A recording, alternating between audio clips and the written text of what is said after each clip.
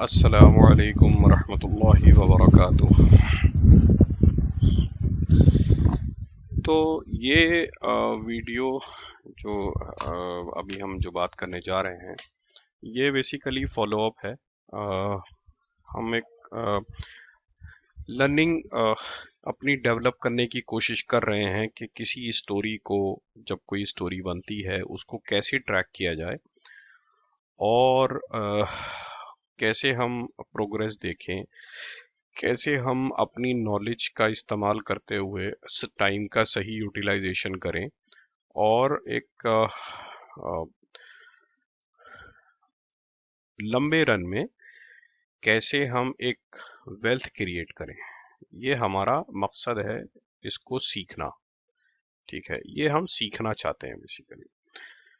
तो इसी सीरीज में हम ने चैनल बनाया और आपके साथ हम ये सारी बातें करते हैं। अभी क्या है कि हमने एक स्टोरी की बात करी थी, मर्जर स्टोरी। तो मर्जर स्टोरी कौन सी थी? ISMT और किर्लोस्कर फेरस की मर्जर स्टोरी थी, जो अगर आपको याद हो मैं उसका लिंक भी शेयर कर दूंगा डिस्क्रिप्शन में। जो हमने 24 नवंबर 2024 को, सॉरी 23 को हमने ये जो है वो स्टोरी कवर करी थी। ठीक है, तो अब हम उसकी बात करने वाले हैं कि ये मर्जर की स्टोरी कैसे प्रोग्रेस हो रही है। ठीक है, उससे पहले की शुरुआत करें, अपना डिस्क्लेमर करते हैं, देखते हैं और फिर शुरुआत करते हैं। बिस्मिल्लाहिर्रहमानिर्रहीम।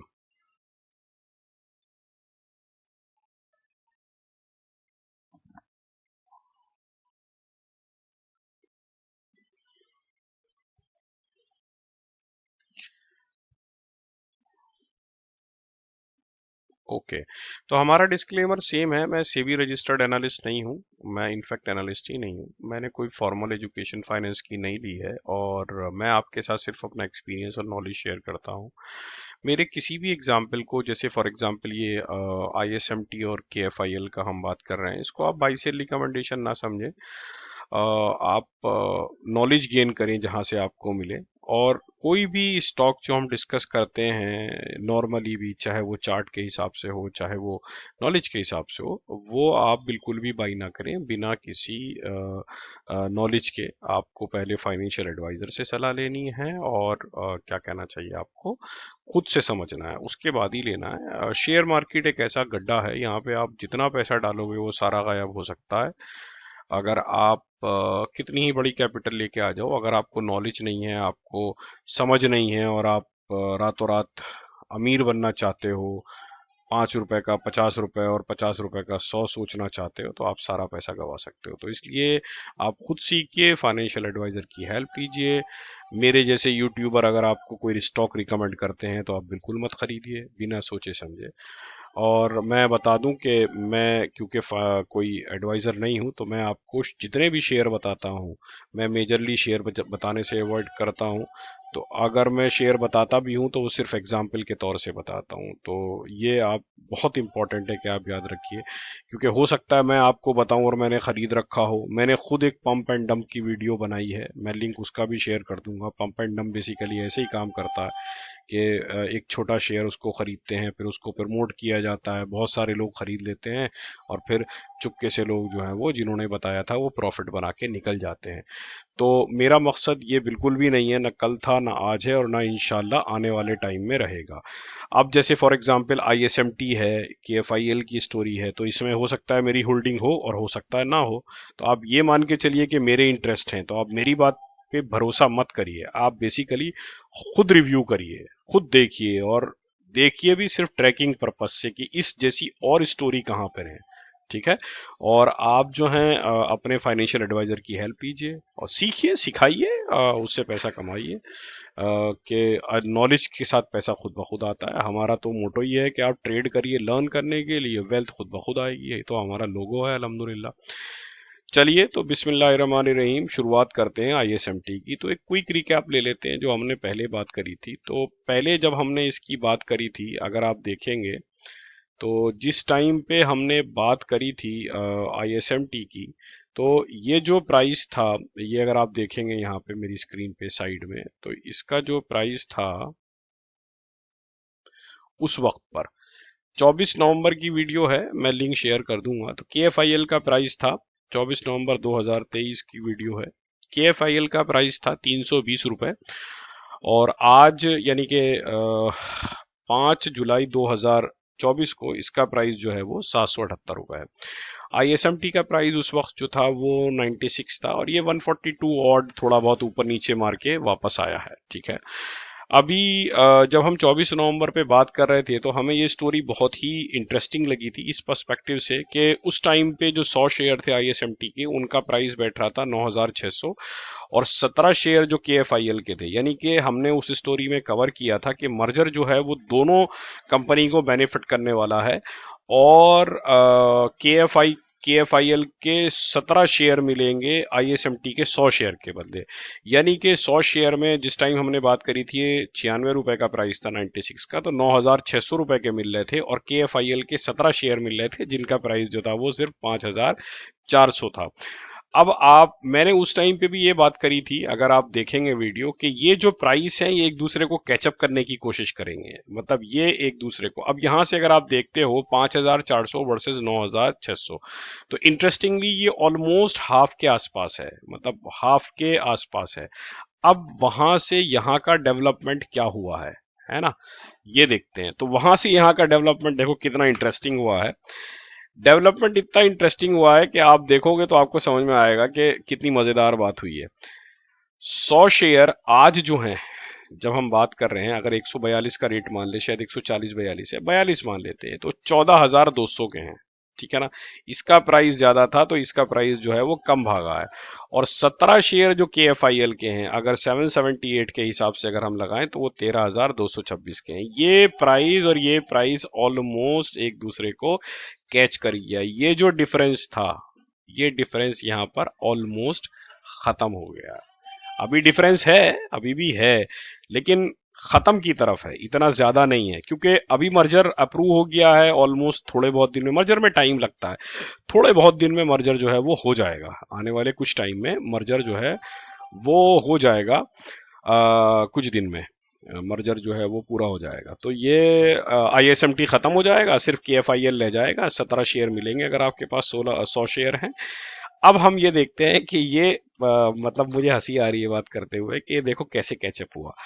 तो KFIL जो है वो बेसिकली, जब से हमने वीडियो बनाई थी 24 नवंबर 2023 से और 5 जुलाई तक, 224 डेज बैठते हैं, ये 143% का इसने रिटर्न दिया है। 143, 320 से 778। क्यों? क्योंकि ये यहां से कैचअप हुआ है इसको पकड़ने के लिए, यहां से ये इसको पकड़ने के लिए कैचअप हुआ है।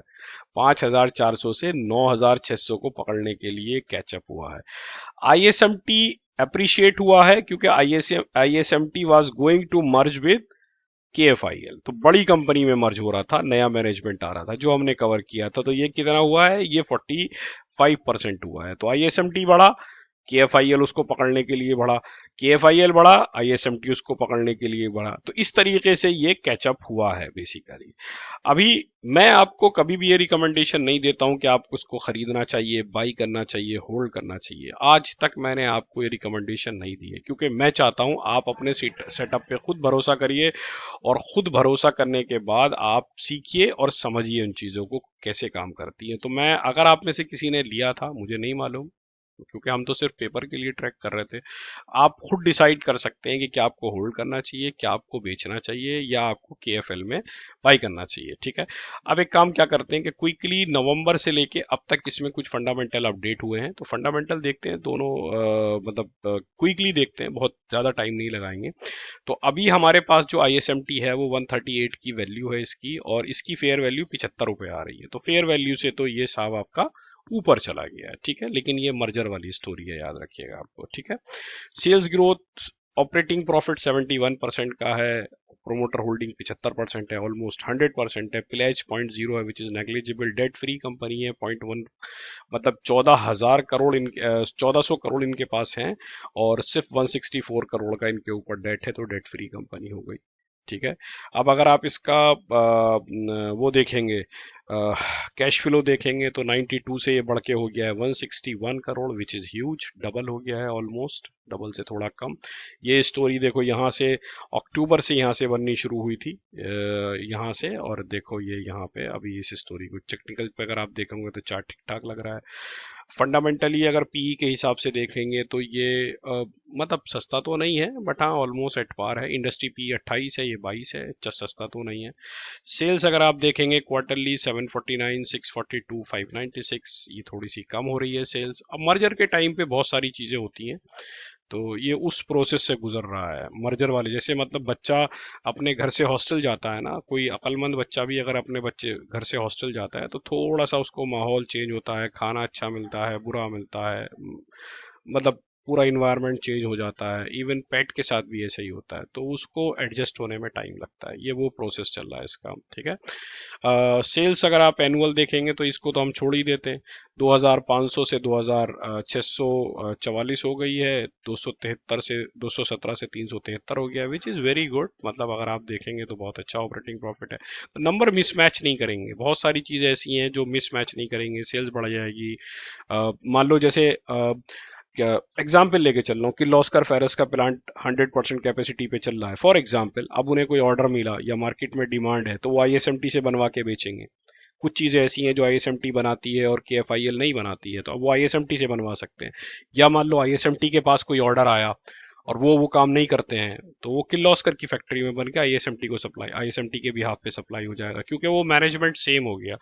ऐसा समझ लीजिए कि एक दुकान स्टील की है और दूसरी दुकान जो है वो प्लास्टिक की है। दोनों मतलब हार्डवेयर की दुकान है, एक प्लास्टिक का माल बेचती है, पाइप हुआ और वो सब हुए जो प्लम्बिंग का चीज होती है, और दूसरी दुकान जो है वो स्टील की चीजें बेचती है। अब दोनों दुकानों ने डिसाइड किया कि हम मर्ज हो जाएंगे, एक साथ एक ही काम करेंगे।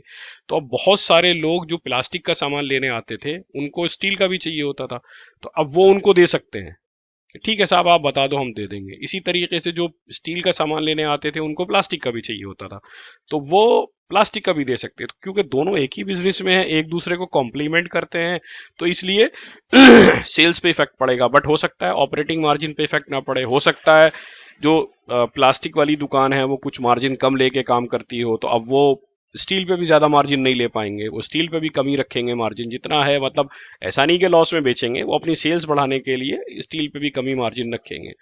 तो इस तरीके का हिसाब है। बहुत ज्यादा डिटेल में मैं एनालिसिस नहीं करूंगा, क्योंकि हम एनालिसिस ऑलरेडी कर चुके हैं इसकी। एक इसमें बहुत इंपॉर्टेंट अपडेट आई है आईएसएमटी में कि इन्होंने अपना सोलर पावर प्लांट जो है वो कमीशन किया है।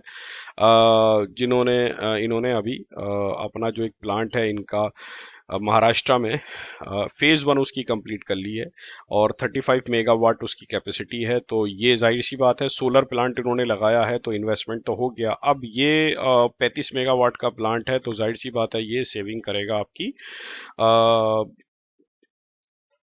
जो बिजली की खपत होती है। तो जो आप अगर नोटिस करेंगे कि सबसे बड़ी खपत जो होती है इसके अंदर रॉ मटेरियल के अलावा स्टील प्लांट्स में, वो होती है लाइट की खपत होती है। बहुत सारी गवर्नमेंट जो है वो डिस्काउंट भी देती हैं।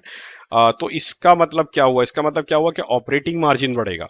तो operation of the solar plant will benefit the company by way of reduction in power cost, यानी कि पावर कॉस्ट बचेगी। अब 35 मेगावाट तो अपनी जनरेट हो गई, मान लो इनको 70 चाहिए थी तो हाफ इनकी कैपेसिटी हो गई। अब इनकी कोई अगर पीपीटी मिलेगी तो उसमें ये भी पता चल जाएगा कि ये पहले से कितना सेव हो रही है। अच्छा, हमारी वीडियो के बाद एक रेटिंग आई थी, तो आप ये रेटिंग देखिए दिसंबर की, इसको पढ़िए। मैं नहीं पढ़ूंगा इसको, मैं पहले ही बता चुका हूँ। आप इस रेटिंग को पढ़िए तो आपको समझ में आएगा कि रेटिंग क्या कहती है। रेटिंग पॉजिटिव है, निगेटिव है, कैसी है, ये अच्छी है, बुरी है, क्या है, जो भी है इसको आप देखिए।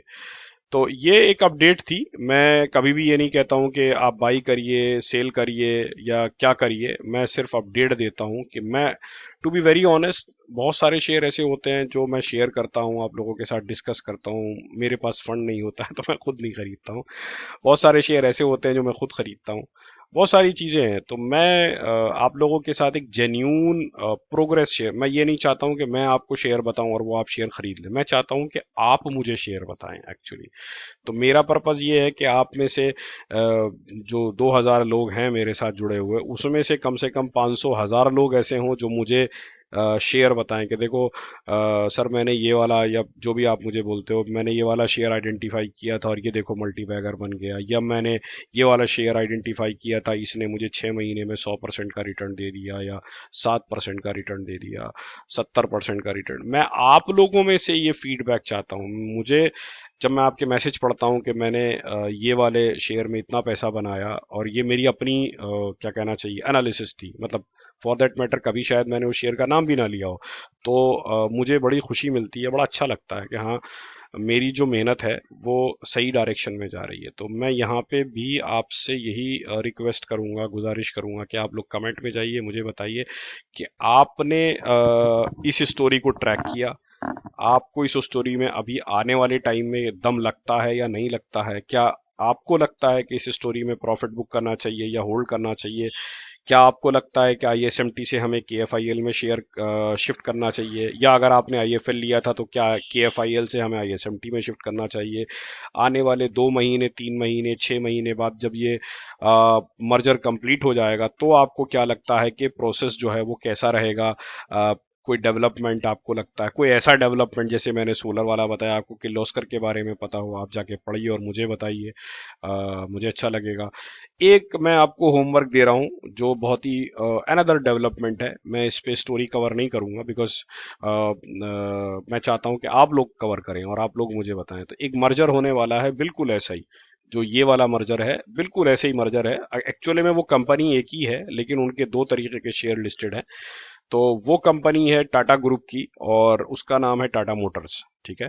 तो टाटा मोटर्स और टाटा मोटर्स डीवीआर का मर्जर होने वाला है। तो आप जाके रेशो चेक करिए, टाटा मोटर्स डीवीआर और टाटा मोटर्स का मर्जर जो हो रहा है, उसके शेयर का जो रेशो है वो क्या है, अभी किस कंपनी को लेने में फायदा हो सकता है या किस कंपनी को लेने में फायदा नहीं हो सकता है, और क्या कहना चाहिए, क्या ये मर्जर कॉम्प्लीमेंट्री है एक दूसरे के लिए, क्या ये मर्जर अच्छा है या क्या ये मर्जर बुरा है, टाटा क्या खुद क्या कहता है इस मर्जर के बारे में, और आपको कैसा लगता है कि क्या टाटा मोटर्स और टाटा मोटर्स डीवीआर का मर्जर होने के बाद शेयर होल्डर को फायदा होगा या शेयर होल्डर को नुकसान होगा। तो ये एक स्टोरी है जो बहुत ही इंटरेस्टिंग है, जो मुझे लगता है कि अगर आप पढ़ेंगे तो आपको लगेगा कि मैं किस किस कितनी बड़ी कंपनी के बारे में बात कर रहा हूँ और वो कंपनी कहाँ से कहाँ जा सकती है।